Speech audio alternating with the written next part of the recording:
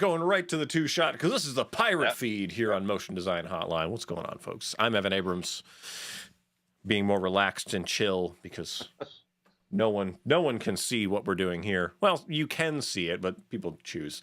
Anyway, I'm Evan Abrams. This is the Motion Design Hotline, joined as usual by Kyle Hamrick, who I'm told is getting over a cold. Kyle, how you doing today? That is accurate. Yeah, my energy level is definitely a little lower than usual here, but I'm going to pretend for the next 50-some minutes. That's how the pros do it. You know, that's how Michael Jordan won the World Series, I guess. Just pretending not to be super sick. I don't know what they play in basketball. I'm going to say it's the World Series of basketball. I'm enjoying you trying. Yeah. Basketball, my favorite sport. I like when they dribble up and down the court. Many touchdowns, yes. Thank you. They put that pig in a blanket. So we are going to continue on with what we were doing last week, which is going through all of the community tips. If you're a completionist and you're watching this, congratulations. You're about to unlock some of the secret Easter eggs to the Motion Design Hotline universe. But we're going to go through, we're going to make good on our promise of actually going through all of the tips. We'll see. Hopefully we knock them all out and then move on to something else next week, which will be a salute to Saul Bass, one of the originators of motion design. So we'll be talking about history and bringing things forward. But that's a next week problem. That's a main feed problem. We're also going to actually credit his wife. True. Who worked with him on most of those things, and no one knows her name. I think it's Elaine. That sounds right, yeah. But yeah, history, which tends to remove all of the women that do a lot of the labor out there, but continuing apace here. He did get credit, like visible screen credit on many of their later things. Yeah. Saul Bass, known for dating in the office. Just hire people you want to marry. Problem solved. Worked out for him. Yeah. That's true. It sometimes does. Sometimes it does work out. Yeah. So yeah, we're not going to be dating or marrying anyone that we work with here. We are going to be going through these tips. So, Kyle, where did we leave off? I don't know. I might be looking for that Canadian citizenship. Well, if you're looking. Yeah. Join our polycule, our Canadian socialist polycule. Okay. So I think serious time. Serious time. Yeah, we need some solemnity when we present these particular things. All right, Kyle, I see on your screen you've got something about a search bar. Let's search bar. Do. You know what? Before we dive into that, sure. I suspect that the people watching us right now probably know what the show is, but in case you do not, or in case you're watching this later in some kind of future situation, I was going to come up with other things. None of them seemed funny. Yeah, sorry. If you're watching this from the year 2020, 2255, we beseech you, person of the future. Understand what this is. This was a religion, and we are its priests. So take that to the museum. Won't that be interesting? So this is, in fact, the Motion Design Hotline. We take your questions and we turn them into episodes where we explain the answers to those questions in ways that sometimes align with what the original asker actually wanted.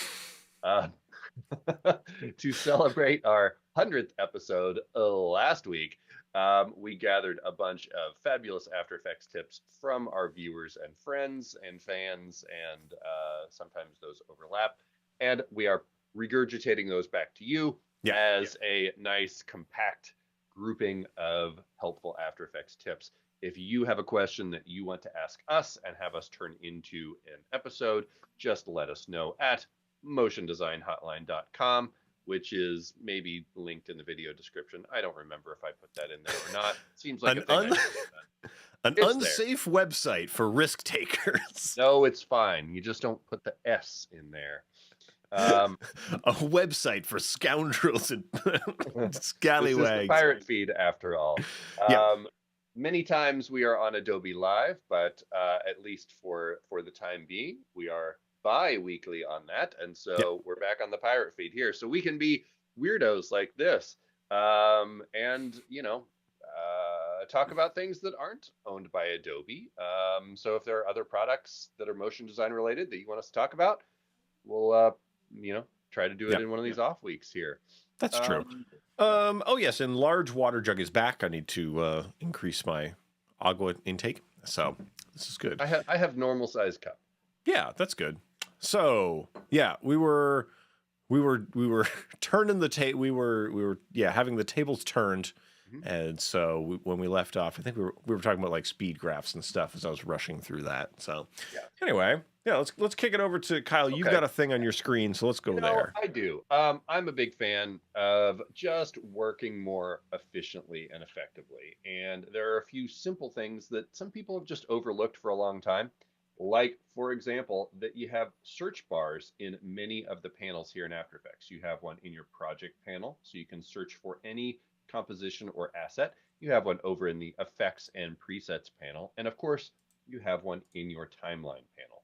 So if I am working in here and I want to reveal something like the stroke width, and I don't want to have to spend my life twirling things open like this. Let's do this the way it actually presents itself.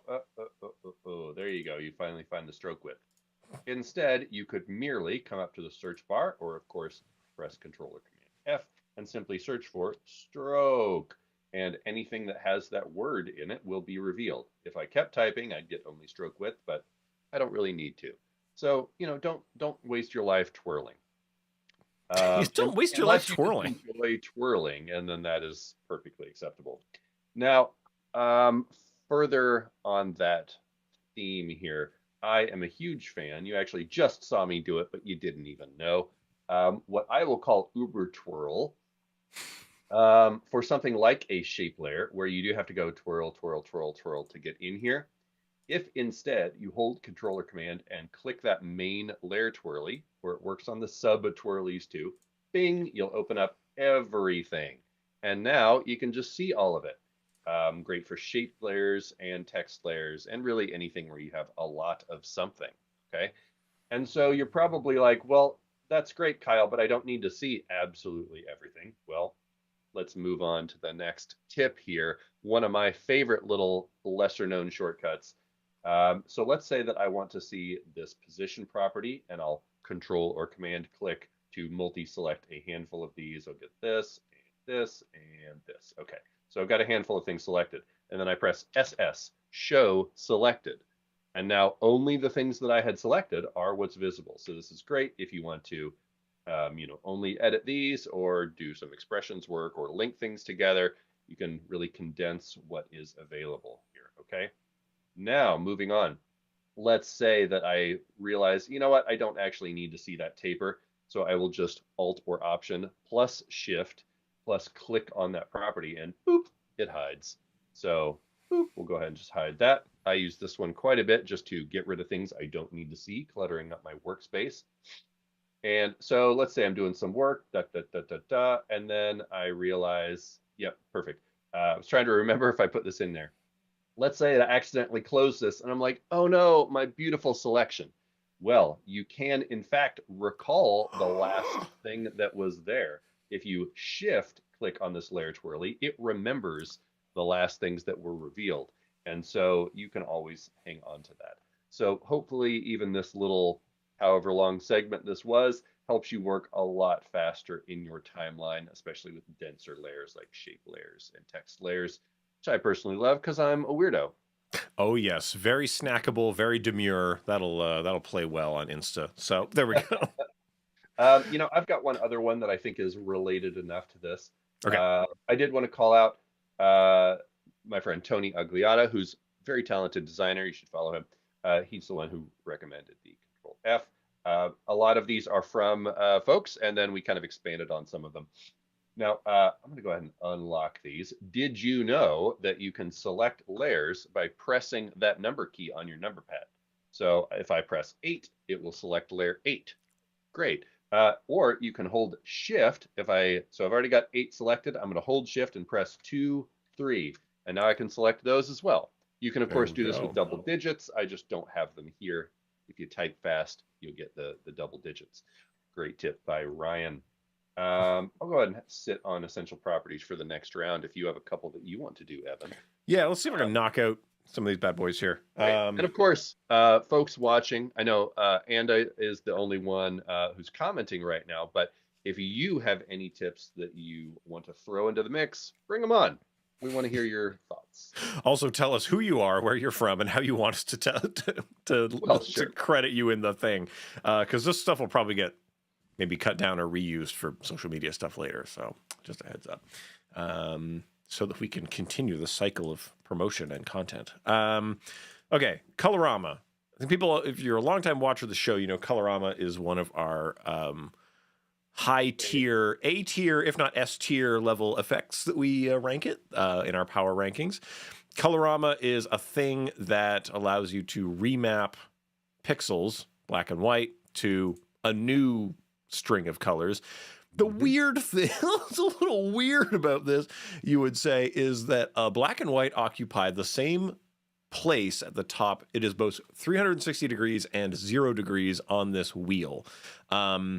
Is that helpful to you? I don't know. I hope so. Well, it is if you want to play with that that input phase directly above, and you can kind of see why that is. Yeah, See but that? you know, it's not always what everyone wants. Yeah, it's not everybody's cup of tea. Now, if you, for example, wanted these things to be in different places, you just grab them and move around. You want to get rid of them, you drag them off of the thing. Perfect and excellent. So here's now a beautiful, different, I mean, there's a nasty place in here, but that's fine. That's gradients for that's gradients, folks. But if you want these to snap, here we go. Hold shift to snap output cycle, color stops. So holding shift, holding this, click, clonk, click, click, clonk. Right, so that's what we're getting. We're getting things snapping to the 45s and the 90s. Now, what happens when you snap to the top, right? Snap to the top red, snap to the top green. Oh, hello.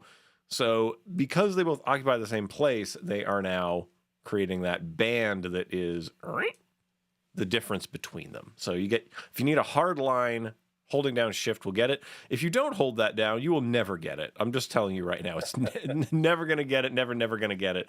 So that's just... It's not every day that an After Effects show can make an En Vogue reference. You'd think so, but... and you can see that I can swap which side that's on by dragging the mouse kind of up here near the top. Click, click, click, click, click, click, click, click, click. But you will get it. You'll get this, and it'll be good when you do get it. Let's see, what else to talk about with Colorama that people might not be sort of familiar with? One thing that people might not know, ew, look at these nasty edges. Are you seeing these nasty edges, Kyle? Oh, I'm seeing them. So if we get in here, why is it like that? Well, it's because Colorama, like the original... These edges, so much nicer. Ew, it did it again. So the reason it's doing that is because under modify, it's modifying everything. So all of the pixels are being remapped to this. Unless you say, don't bother modifying the alpha. Leave that alone. Don't make it part of your calculations. Now, you can make all kinds of things part of your calculations here. You can say get phase from whatever. And you could be taking the original phase from the alpha. So just keep in mind that like this list of things, we tend to see it mapping intensity, black to white values, but you could be remapping all kinds of values.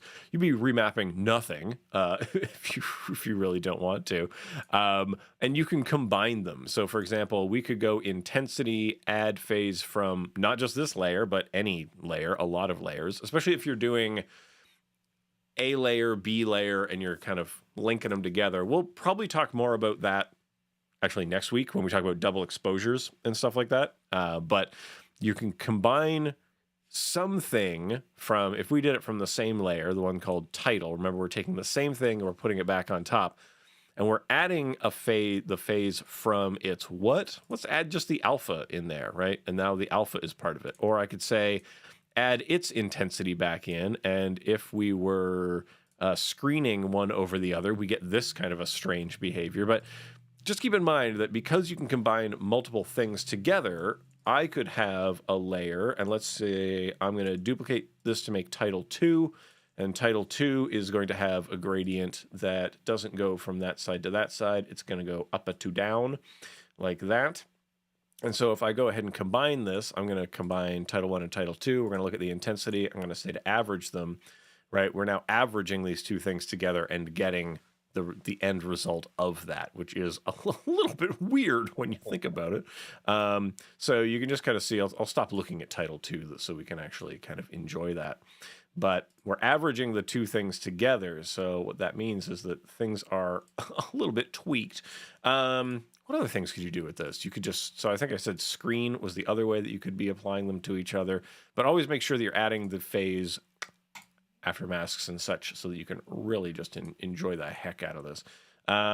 So it's kind of a weird intermixing of stuff that you could be doing for fun and profit. But yeah, it's a very powerful effect that I think a lot of people don't really dive particularly deep in because the interface is a little weird. The interface is weird and sometimes bad. One thing that's been kind of improved is the color picker is better now. It's more in line with the rest of color picking. And the last thing I wanted to say is about this. If you want unsmooth results, now that's usually used for a more utilitarian purpose, but you have the option to smooth or not to smooth. And you can cycle this a whole bunch of times as well. So I'm usually using this to make some kind of weird lighting pew, pew, pew, pew, pew situation. And that's how I end up doing it. So I process it this way and then I blur it a different way so that it gets a little bit wacky. But yeah, there you go. That's some stuff about Colorama, Chabam. Hopefully nice Colorama Power Tips excursion there. Power. What else we got going on? So, okay, in line with that, I want to talk about bit depth. Hey, yeah, you know what's going to be exciting for a little bit? Talking about bit depth. If you're not familiar with what bit depth is, it's time to get into it. If you can see, is my face covering that? I hope not. Let's see. Let me just kind of scrunch that up, or maybe if I just change my window layout. There we go. So this here down at the bottom of your project panel, here. Where it says 8 bpk. So 8 bpk is saying bits per channel. What is a channel? Oh boy. Red, green, blue, alpha. Those are your channels. If let's say there was 1 bits per channel, that it's either on or off, that equals 8 colors, I believe. So if something is 8 bits per channel, the switch can either be off and then on to 7 forms of onness, I guess. Intensity. That sounds right to me today. Sure. So just keep in mind, you at 8 bits per channel, you have your channels, and then each dial will click at 8 different stops as you rack it through. So that means that's the color precision that you can get by clicking each knob. And so every pixel that you look at is being defined. And if you look over at your info panel over here, you're going to see 18, 31, 88, and then 255, right? That's the information of that particular pixel that we are able to enjoy looking at. You now, it's 256 levels because 0 is one of the numbers. There we go. Thanks. Bingo, bango, bongo. We got the numbers. That's why 255, if you've ever wondered, if you've ever been harmed by the number 255, remember there's a 0th number as well. Because we, thanks to the Aztecs, know what 0 is. And that the sun is to be both feared and worshipped. So here, I think, so here we got 8 bits per checks out to me. Kyle's on Sudafed, so I can say all kinds of things that are not true. So here, 8 bits per channel. If I click on this, we've entered the color engine, and you can go 8, 16, or 32-bit float, meaning we're doubling the number of stops for each knob that we would click, thereby increasing multiply, cubically how many colors are available. So let's go to that for now. Ka-clunk. Right. And now, whoa, look at the size of those numbers in the info bar. If this gets re-edited, that'll actually zoom. And in this case, there's so much more data or data, if you prefer, in this pixel, right? There's just so much more there. There's more there, we would say. And critically, if we have a look at some effects that we I might was gonna say glow is one of the places you'll usually see this difference the most. yeah, Blanc. So if we have a little look there at the old glowy glow, if we can enjoy kind of feather, if we just bring the mouse in, you can start to see the kind of change in the glowiness represented in the numbers a little bit smoother. Go back to the project. Now, the tip here was holding down Option and clicking this button and changing sort of the fidelity of this stuff. Now, I personally, I notice the difference most when we do ramp, actually. Yeah. And that's just Gradient because... smoothness is a big... Yeah. So here, let's see. I think what I want to do is I want to make this worse, and I make this worse by bringing the numbers a little bit closer together, which is the way of things, and for some reason closer to the whiter, lighter band. So hopefully you can kind of see 1335, and then it's gonna. Oh, we don't even click over to a new number by the time we're out of that. Never mind. The reason why that looks so smooth, Kyle, is because it's all the same number. Yeah. Bring those points in. There we go. Yeah, so let's see. 137. There we go. So let's just increase the distance on these a little bit. See if I can cause... The other one will be down at the bottom of the screen right now, right? I think sure. There you are. All right. Yep. By default. So the distance between these two buddies, right? We go from 166, click, click, click, click, click, however many pixels from one to the other. Now, if we take this over to the 16, the number's changing all the time, so it is a much smoother thing. Now, why is this so important to us? Well, right now, you may not even be able to perceive the banding that will take place until you export it. And that's because you may be observing it in a higher bit rate than it's actually going to be supported when you send it out. But if you're at least working in a higher bits per channel, your raw data will be as smooth as possible. So then every other version of it is a more degraded form of that. But if you start with a degraded form of something, it'll never get any better as it goes downstream through the various gates that are removing fidelity as we go. So hopefully the nice thing about being able to change it quickly, because of course working at the higher bit depth means you're working with more information and it's going to be slower to process everything.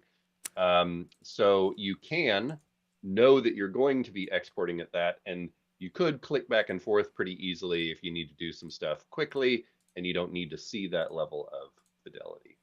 Yeah, and we should probably talk about why does this happen, right? 8, okay. 16 is like a better 8. What the hell is going on with 32? What is wrong with this? The way light or intensity is being understood has changed, right? That the limit or the line between what is dark and what is light is no longer a straight line, or maybe it wasn't a straight line and now it is a straight line. Like now we're getting into linear and logarithmic color things. That's a topic for another day. The point is the data has changed fundamentally in how the stuff is presented. 32 float is not the same change. 8 to 16 is not the same change as 16 to 32. It's fundamentally different. If you don't have a technical reason to work in 32, don't do it. Just don't do it. Because it's a lot more work on your system and you kind of have to change the way everything works. So yeah, that's kind of the thing. But if you are coming from like linear color spaces, if you're rendering things in 3D and then you're compositing them here, especially when you're simulating light, that's when we end up using stuff like that. And if you are using like red cameras or ARRI Alexas and stuff like that, where you're capturing raw data at a much higher amount in different ways, then you need to be processing and observing it in this way, so you're not filtering the stuff out before you end up using it. So hopefully that makes sense. And we occasionally talk about making a whole episode about this, but it seems very technical and dense and maybe boring. I don't know. Let us know if that sounds interesting to you. Yeah, I think we nailed it. We crushed it. Yeah. So, but I guess to sum it up, very quickly, if you're seeing things like chunky bandy gradients, try moving that up to 16 Yeah. because it'll fix it. Just Alt/Option click on the book on the BPK and you'll be fine. And then if you don't like it, just click it a couple times and you'll be back where you started. There you go. The reason why we can cycle through it so quickly is because it is useful to do so. There we go. We cycled the BPK and we are now back. You I know don't know. what? That seems like a pretty essential thing to understand Honk. as a fabulous segue. There we go. Crushed it. All right, we have talked about essential properties many times before on this show because we both like them because they're useful and good. And several of my nerdier colleagues think the same thing, so they wanted to make sure that we told people about essential properties. Now, in I think it's easiest to show you what's happening inside here. These are only going to apply when you take another composition and place it into a composition as a pre-comp, okay? This is related to the stuff that you use to make motion graphics templates that you export to Premiere, but sort of the endpoint's a little different. So I have this pre-composition right here, and I'm going to go into it. And oh, hey, looky there, we got another little bonus tip from Iran. I'll get to that in a second. So I have this extremely complex pre-comp here. You can see it's just on transparent. It's a yellow circle, and I've got some keyframes. Ooh, there you go. That's all we've got. So there are a couple ways to open up the Essential Graphics panel, which you use to create these. You can right-click somewhere down here in the empty area and choose Open in Essential Graphics, which is my preferred for reasons I will show you in a second. You can also come up to Window and choose Essential Graphics. The thing you really need to know when you're working in this panel is that you can have this open to some other composition beside the one that you are in. So you need to be mindful about which composition you're in. After Effects will help you out if you try to put a property into one that it's not connected to. But I like to use Open in Essential Graphics to make sure that you open the composition that you're currently in, okay? And you'll see right here, Pre-Essential Properties. That's the name of this composition, but I could open any of these other ones. Now, if you have a property that you want to grab, bonus tip, in case you didn't know it, you press UU, which is what I just did. It will open anything changed from its default value.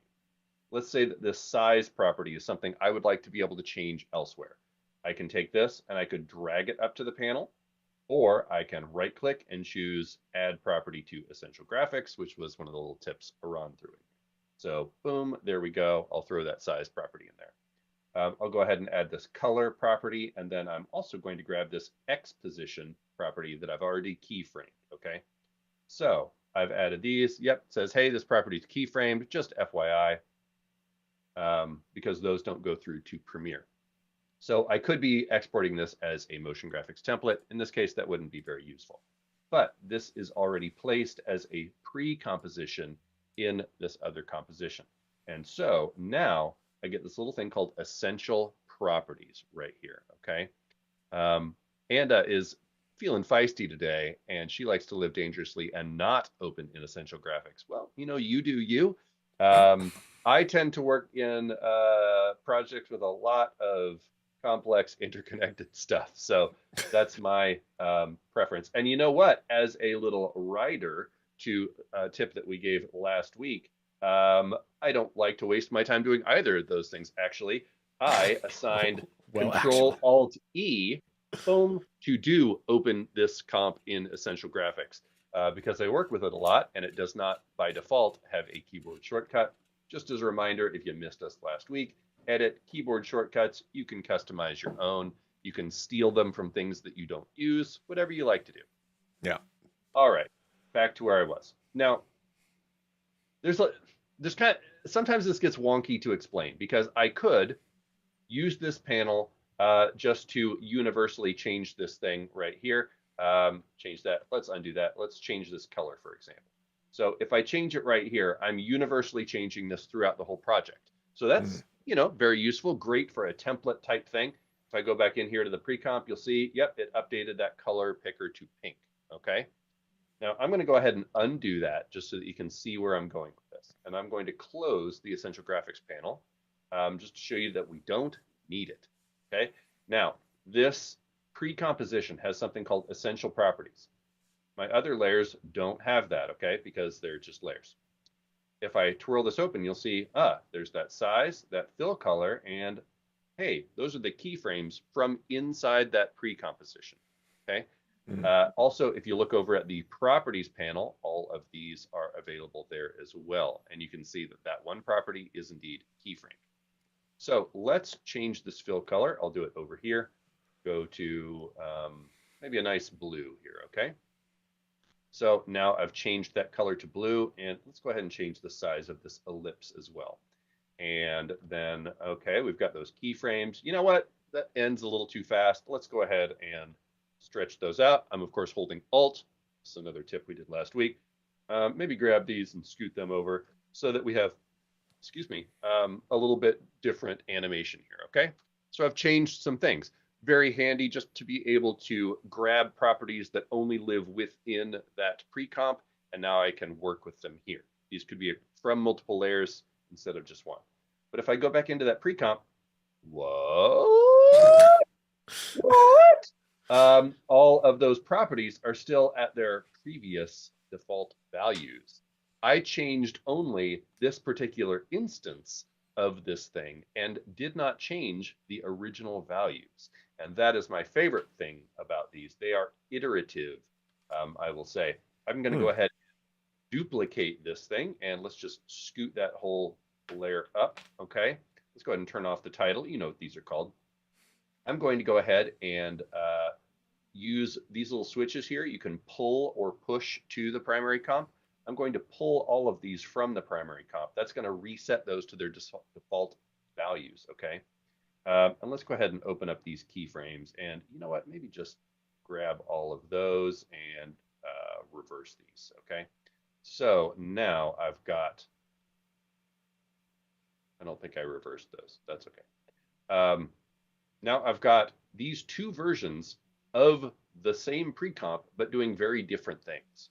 All right. And this is where the absolute power comes in here. These don't have to just be things that you use for templates. Pretty much anything you can imagine where it would be convenient to edit a thing without having to open it, these become useful. And anytime that you can imagine, oh, I might want two slightly different versions of that thing, all you have to do is feed out that property, and now you're good to go. And just to clarify here, let's take a property like stroke. I'm going to turn on the stroke and just crank that stroke width up a whole lot. That's not in the Essential Graphics panel. So if I go back out here, both of those are going to inherit that as what I will call like a universal property. It doesn't have a name per se, but so you can make universal changes to every copy of this thing. And then you can also make isolated changes to specific copies of it, but you're not changing the original values. This came out, I don't know, 2018 at this point, but in my mind, it fundamentally changed the way that you can work in After Effects. So if you didn't know about them, you're not using them, you really should start. Take that. Yeah. Trying to think, what else was happening at that time? I want to say. Oh no, things were exactly the same then as they are. Oh, okay, cool. It was a great play. But Essential Graphics kind of slows things down, kinda. Anytime you're interlinking or a thing is referencing another thing, it's going to be slower than, well, kind of. Sometimes slower than. Depends on what you're doing. Yeah. Yeah. And speaking of, we've got a buddy. I don't know if the snail came out around the same time. But Oscar is much more recent. Okay. Oscar is just from maybe 2 years ago. Yeah. So the snail down here, render time. You can get the render time going on from things. So the little snail buddy down, expand or collapse the render time panel is the snail. Looks kind of like Gary the snail from SpongeBob. Is way down in the corner of your timeline. So it's going to tell us about the After Effects team. Sorry to interrupt. The Yeah. After Effects team, who loves food puns, named it Oscar, as in Oscar Go. Yeah. So that's escargot, Oscar go. This is Oscar the snail. Ergo Oscar. So this will give you a sort of idea of what is taking up what time and space here. So, for example, if we enjoy twirling down into here, let's see if we get anything. My render time must be off the charts because mine doesn't display anything. Oh, wait, maybe I have to change something here. What's going on with Oscar? Plunk, plunk. That's weird. Why? Yeah, why do you not?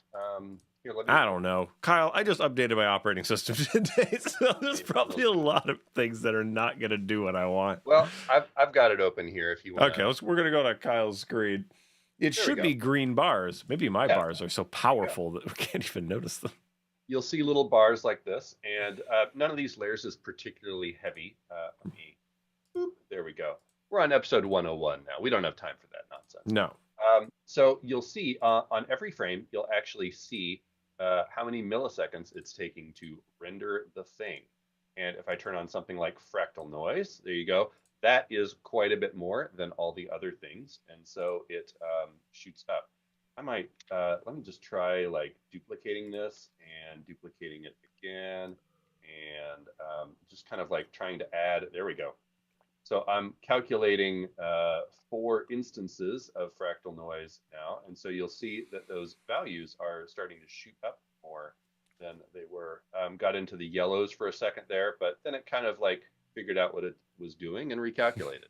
But this works for every layer, every effect. So you could look at just the effects here. It works for masks, although I didn't draw any. And I don't feel like masks typically have a particularly huge,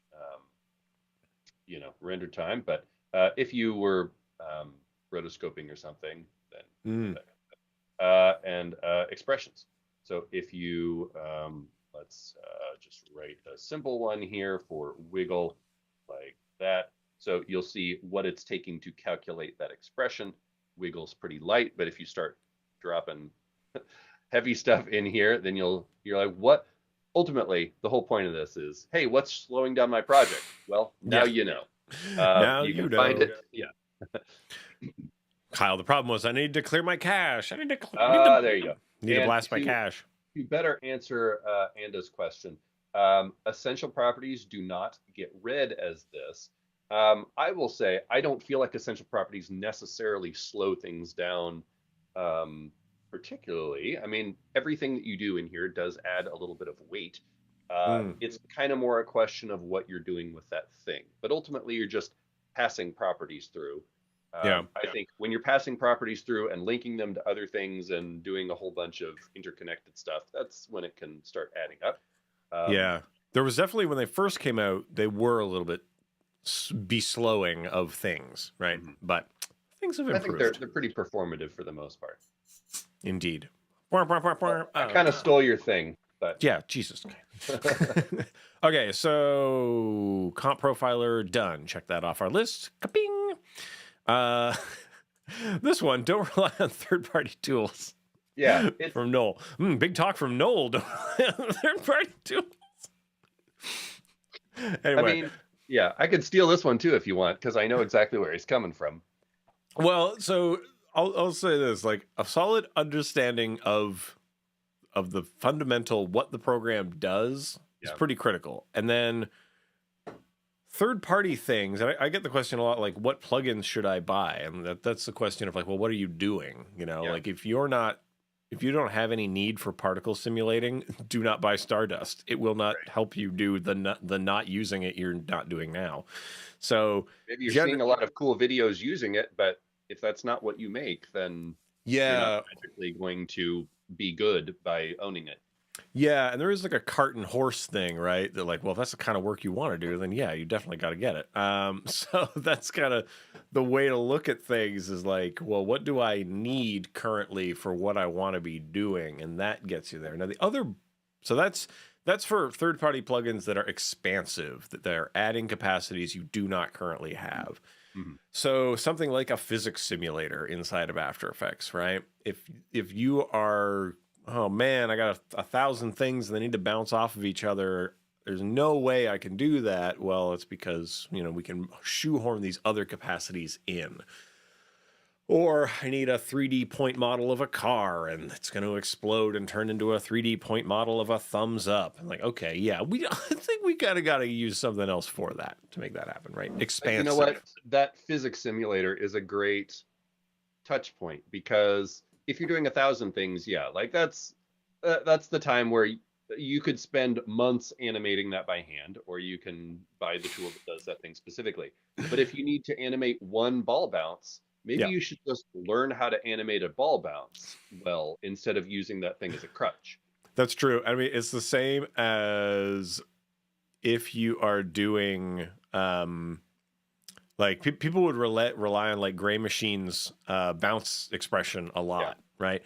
And then, well, as soon as I have to keyframe it going somewhere else, well, now you're adding layers of problem to your life with that. And like, yeah, and if you just had better control over classical animation, you would have been done that like this: no copy, no paste, no nothing. Like it goes here, here, here, here, here. It's like, well, then the client says they want it to be a little bit different. It's like, yeah, no problem. Now it's pop pop pop to bit. Like you got, you could do it a lot better when you know how the thing goes, and as people progress in their career and as someone who is sort of like, you know, on the hill looking down the other side, I use way fewer third-party tools today than I did previously because, you know, I can do so much more with so much less, right? Mhm. Like it's a skill level thing that happens. So that is a useful thing. And the other bit of business is maybe a tool updates and then oopsie doodle doesn't work anymore. And now that Or thing that it you, doesn't get updated, and that was the thing you relied on. yeah. So Yeah. suddenly your capacity is not linked to things you can do, but to things you own or don't actually own. And that's not particularly good, you know, is the problem. So anyway, those are things to definitely think about when it comes to sort of who's in control of the thing and what capacity you actually have and what you actually need. Anyway, Kyle, what did you want to add to that, to the mix? I mean, I think mostly that. We touched on most of it, and also the reality that if you are ever going to work on someone else's machine at a Mm, studio or something, you may not have the ability to grab those things that you are reliant on. So, knowing how to do things without having those crutches is a really big goal. yeah. Words hard. You know what I'm talking about. Yeah, yeah, it's a useful thing. And I'll say this. The other thing is that understanding these fundamentals is also transferable. Mhm. So if you really understand and are good with speed graph, the next time you see any speed graph, if you're in Cinema 4D, you're in Maya, you're in Houdini, you're in Rive, you know what's up, right? You know how to make the thing go just by putting down the points and making it do what you want. Or if you really understand the concepts behind rigging, it doesn't really matter what the rig tool is because the language is going to be a lot of the same thing. It's like, okay, I need constraint. Constraint in this program is this. Bang, bang, bang, bang, bang. Like those are really useful things that you can sort of take with you wherever you end up. Because if in 10 or 10 years the software landscape looks totally different, hopefully you're still doing stuff in the space. You know, if you're 20, you're going to be working for another 50 years. Think about that sometimes. Only 50? Well, then you die. So then the jewel in your hand bleeps and they send you to recycling. Boy, the mask really came off there, huh? Oh, that's the best segue I could do. But I Yeah. see. I assume you saw Anda's comments, Yeah. which of course lead us into some mask-related tips that we got that are good Yeah. stuff. So these are coming from Andrew Marston. And Andrew writes, set mask mode whilst drawing. So let's give this a Mhm. go. I don't know if I've ever really done this. I'm Oh, drawing I a love it. mask. Do, do, I do. it, like the thing with drawing with the pen tool, you'll kind of only get this when you're Oh, you complete it. like click and hold, and yeah, before you actually like complete it. So now it doesn't work. Um, it's easier to demo with the shapes. Oh, yeah. Oh, yeah. Because as long as you're Yeah, dragging a point around, yeah, you're yeah, yeah. editing it. So, yeah, N means none. So, none is happening. And That's my then, go-to. So I can see what I'm doing. yeah, that's true.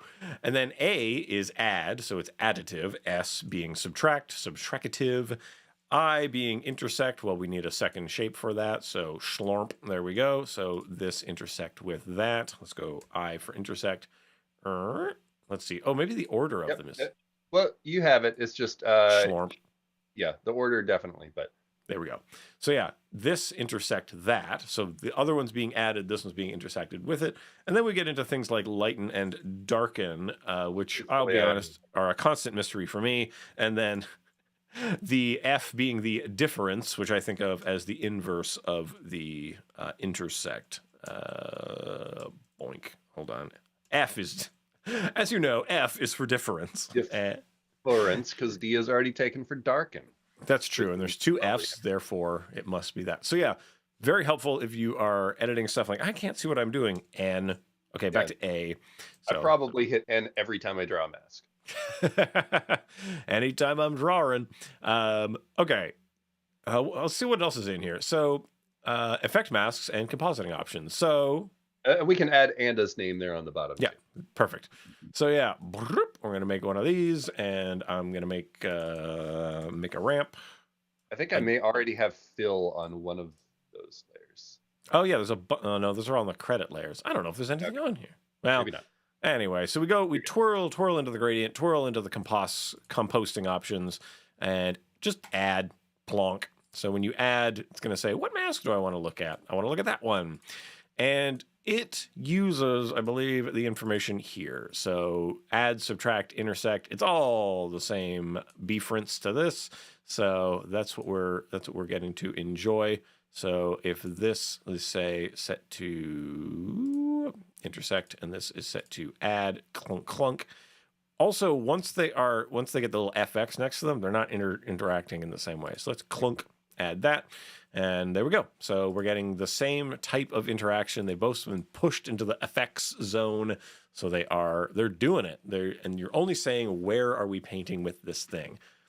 This was super good for a lot of stuff. I used to use this a lot in combination with the mask tracking feature to like blot out things on people or license plates that need to be blurred. Yeah, that's kind of the obvious solution, like mosaicing somebody's face or license plate, but being able to do a bunch of compositing stuff on a single layer, because you of course have access to all the feathering and whatnot in there. It's great. All right, so here we go. Right click the layer, timeline or viewer, mask, hide locked mask. So masks can be locked. So if you see here, my super dark interface makes it hard to see, but you can lock these masks, meaning I can no longer mess with them. So if you're happy with the mask, don't mess with it. And it's saying right click on a layer. Okay. And then we are going to go to mask, starts with an M, twice at the top. And then we go hide locked masks. And then we don't look at them. We don't see them below. And that's pretty useful because sometimes you're going to have some that you have locked and some that are unlocked and some that must remain the same and must not change. And anyway, this can get cluttered because you can't be toggling this on and off because those are different ones. So there you go. A way of selecting and modifying and being happy is good. So, and that was from Ryan Summers. And then use both shape and mask on shape layer. So I think a lot of people ask me, why would I ever do this? I do it all the time. Usually with effects like we just showed. Yeah. Now, the other way that I tend to use this a lot is like shape layers are crispy. They're always crispified. And so if you are just using this as kind of a straight up just drawing stuff type tool, you cannot do, one edge hard and the other edge soft, right? That's the thing that we cannot particularly do. And so being able to feather part of the thing out, right? So this, if I'm doing a kind of weird composite of stuff over stuff, and I'm really just using this to make gradients, I tend to do something like this when I'm more softening one part or less softening another, instead of having to use matte layers and garbo like that. I work stuff up like this. So could you maybe quickly revisit where that is in the interface and point out how the your cursor looks a little different when you're working with the two tools? Oh, that's true. So up here at the top, the tippity top, we got This buddy here, oh, that's interesting. So you have a layer selected, and when you select the shape layer, it becomes star. Tool creates shape. So if I keep creating shape, I make more shape. Or, yeah, if you go tool creates mask, now I make mask on same shape, right? Mask on shape. Look at your cursor there. It's yeah. Up in the viewer. It's a mask instead of the little star. Kyle, when we made masks for Halloween, we should have made masks that look like that. I like this one because I watched this in one of the After Effects labs at Adobe Max, and previously this was a little bit of a gotcha because both tools would make the same thing, and like even if you're not drawing this on a shape layer, whether you're drawing a shape layer or a mask, like your cursor looked the same. And I watched the After Effects engineers watch a room full of 100 people, half of them do the wrong thing and draw a shape layer, and they went, aha. And very soon after that is when these two different cursors came out. Yeah. So yeah, this means mask. This means shape. So yeah, there we go. Anything else about masks and shapes that we want to tell people, or just masks in general, I guess? I mean, those are good. We've managed to fill up a bunch of time, so let's just try to get through what we have here. Okay, perfect. Let's try to burn them out. Okay. All right, Kyle, we're gonna go to your screen while I take a drink of water. Okay. So we have a couple of text-related tips here. Here's a good one. So you can, of course, animate your source text, and so here I just animated through a couple different phrases. Like, I don't know how often you need to do this exact thing, but it's a good example. You can only create hold keyframes for these, but you can make it change like this. Okay. Now, to have to scrub through each of these and see what they say is a little bit of a bummer. But as Liam reminded us, you can actually just hover over each of these, and it will tell you exactly what the thing says. So that's just kind of a nice, quick little shortcut to see exactly what is going on at each of those keyframes. Nice. Perfect. Yeah, and then Ryan reminded us. So I have called this out many times before, I think, but I've created a little animator here and just changed the Y value, okay? So once I've selected that animator, let me turn this to maybe like fuchsia. And you can actually see up here in the viewer, it's a little hard when it's at the edges, but let me bring in the range selector a bit. See how I've started moving things? Those start and end values that make up that animator, you can actually see them in your viewer, and you can drag them through, okay? So that is, can be a nice way to be precise, or just another way to touch the thing and make it a little more intuitive for you. It does have a little specialized cursor. You can kind of see it gives you this little thing. I don't know how well you can see that on the stream, but a neat thing, when you're doing this, you also have the ability to change this offset value, which kind of moves that affected thing through your line of text. But you can do that up here in the viewer as well. If you hold Shift, oops, I have to grab, get that in a good spot, and get this maybe right here. If you hold Shift while you do this, it will actually drag that offset value. And so that you can be offsetting that in this more intuitive, sort of tangible way right there. Perfect. Nice little power tip. Crushed it. I've got one more. I think I've only got one more on my slate over here. Okay. It says toggle blending mode. So the blending mode in the switches and modes, shift and then plus or minus. So the plus or minus keys generally are making things zoom in and out. Shift and plus or minus is now cycling our blending modes. Now, the various blending modes are strange and sometimes hard to parse why they're doing it or what they're doing. But anyway, the important thing is these ones are pretty normal. Then they get different alphas, and then you get into let's leave the dark pixels. Let's put a gradient ramp back on this thing so that we can actually enjoy that. So there we go. We can kind of see that. So we get to think about it like the way they're going in. The dark pixels will be left. Add the additive modes, subtractive modes, additive modes, wacky time modes. Yeah. Even wackier than that modes. Specifically hue, saturation, single channel modes, and then alpha type stuff. But being able to cycle them is pretty helpful, because if you're a darken, oh, maybe I want darken, multiply, color burn, darken. It's one of these two that I want. I do this a lot more in Photoshop, where I'm sort of combining things like, I don't know, something like, do I want multiply and adjust the opacity, or do I want darken and tweak the opacity there? So it's changing the math by how they arrange with each other, and the pixels combine. So it is helpful to be able to do that. And then here's the different holes. If you were to hold down Command, you're going to be zooming in and out. Actually, I think you're zooming in and out. No, it's that'll do it. And then Option plus minus. Oh, that's not mapped to anything currently. There we go. So plus minus. But you could if you wanted it to. You could do a lot of things. All right, Kyle, you got anything else on your docket over there? I do, and I have a couple other things marked purple, which was Evan's color. But Shoot! All the markers stuff. Yeah. Oh. That we didn't go through. Oh yeah, it's in a totally different bin. Here's your problem. There you go. I've got markers, motion sketch, paste keys, reverse, stretch footage, and then protected regions, snap to keys and markers. Okay, so cool. We can bang through these. I have a few tips about the effect controls panel, which of course you only get when you are working on a layer with an effect. I just applied fill to this one, and in fact it's in the same color, so you won't even see that. Bonus tip here, let's change this to this bright green. If you hold Alt or Option and scrub left or right, you can actually cycle through colors with those same saturations. So, nice tip. It only works down in the timeline, though. Okay, so Effect Controls panel.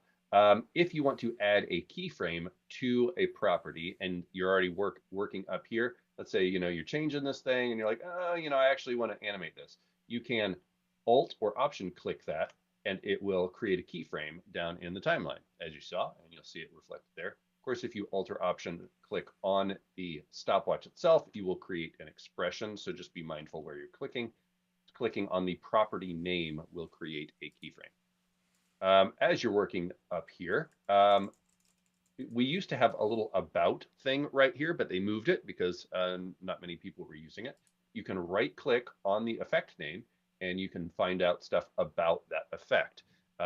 Some of these, if you don't know what an effect does, watch Jake Bartlett's series on YouTube, but you can also open up the about and fill a path with a color. Yep, that is a thing that it can do, because as you see right here, you can fill masks. Phil was filling masks before mask compositing was even a thing. What a hipster effect, huh? So it will tell you something about the effect and sometimes who made it. You'll find the great Brian Maffett created almost everything in the simulation menu, for example. I will point out, when you start having multiple effects in here, you can just drag them, of course, but you can also, let's make this one a different color so it's easy to follow. You can drag them around, but if for some reason you wanted to, you can right click here and you can move up or down or move to top or bottom. And you can also cut, copy, and duplicate right there. Of course, you can rename effects as well. So if I wanted to call this fill one yellow, I could rename it so it's more meaningful. Now, just to point this out, a lot of these panels do have the little hamburger menus, the little 3 bars, and a lot of them have the same like panel group things that you can do, but you can choose whether to show animation presets that involve this particular effect. So if you turn that on, then you will see any animation presets that exist for this effect. I just don't have any because it's fill. This is a newer thing that is really handy if you're doing any troubleshooting. Manage effects. There are other ways to get this, but this is a nice place to access it. Let's say that you're having problems with a project and you're like, I wonder if one of my third-party effects is causing this. Third-party effects are very often the cause of problems. So you can come in here and you can disable specific ones, and then you can try things. There's enable all, disable all. You can search if you have a lot. And that way you can easily troubleshoot to see if that is indeed the thing causing a problem in your project. Perfecto. Yeah. Okay. Let's do all those marker boys. Here we go. Kabam. First off, option drag to create duration markers. Option drag. Hold on. Make marker. Option drag.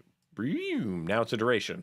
Yeah. Now, why do you want to do that? Because you're labeling parts of your timeline about this. Also, duration markers travel with us when we go places. So we're marking things in here for that. You're snapping to the front, you're snapping to the back. Let's see, what else we got going on? You can also sort of make protected regions, which I believe is also in here. So if you enable protected reg, this is a region that when turned into a template will not stretch in time. Very critical if you're making There is a protected regions Oh, thing that has a little pre-comp prepped. oh, There it's we go. got its own whole thing. So Yep. yeah, this has a pre-protected reg. Now, if I grab the end of it, look at that. It is stretching and doing stuff, except for this part that remains exactly the same. So this is really useful if you make a whole explainer video, protect some regions. When the client wants padding, you can stretch the whole ding-dang thing out and no one will know. Okay. Other marker-based things. Right-click an existing marker. Click. So then you'll get some fun settings of that. So they'll bring you into some information about it. I particularly like update markers from source. Yeah. When you change something inside a pre-comp, it doesn't automatically pull up to any place that is living, which you can decide for yourself whether that's good or bad. But if you have moved your markers inside a pre-comp, update markers from source is the way to force it to take all of those. Yeah. Also, hello, Chris, coming in at the end. So, delete marker, control or command and click, kaboom, it's gone. Reclaim number markers, preferences 3D. I don't know what that is. Well, okay, so a couple years ago, when they revamped some of the 3D stuff, we lost the ability to set number markers 1 through 6. So if you want those back, this is where that checkbox is. Right. So if that's where you're at, go ahead and reclaim those. I don't know why clicking on things is becoming difficult for me. Markers. Okay, I think we already did that. Oh, color markers. This is a different thing. So you can within a marker, if you double click on it, you can give it labels. Yeah, my UI is acting up, man. It is being strange. It's being a weirdo. So I'll just use my keyboard to do it. So then you can go through and you can give them excellent things. Now, read marker data in expressions. This is kind of a wacky one. This is from Ukramedia. They had a big old thing about this that they write about. So you'll want to check out their tutorial specifically about it. But you can reference a lot of things about layer markers, and specifically you can reference the comment zone of layer markers. So that means that all of these things are using expressions to look at that, and you do so by saying, hey, find me the comment of that thing, and then split it off and take different lines. I don't want to get into the weeds with this too much, just that it is a very interesting thing that you can do, and it allows you to basically use markers to power a bunch of other things, because you can now extract all kinds of data from them. And this is a useful expression that will get you the marker you have passed, the data from the one that you pass, not the nearest marker, which I don't find to be particularly useful. The one that I have passed clicks over to the new set of data. And I think that's pretty much it for markers. I had a bunch of keyframe stuff, but I feel like we knocked a bunch of them out. I don't know. Well, I've been marking them pretty carefully, I think. Okay. Here, so what do we got? I'll take a couple of them if you want. No, I can power on. So snap keys and markers. That's a good quick one. So holding down Shift, click, click, click, click, click, bonk, bonk, bonk, bonk, bonk. You're going to be hitting everything, right? You're knocking them all. Paste / reverse. So we've got a bunch of kind of keyframe stuff going on in here. So select multiple properties or keyframes in the timeline. Drag one property to adjust the thing. Oh, where's my beautiful examples in here? Oh man, perp.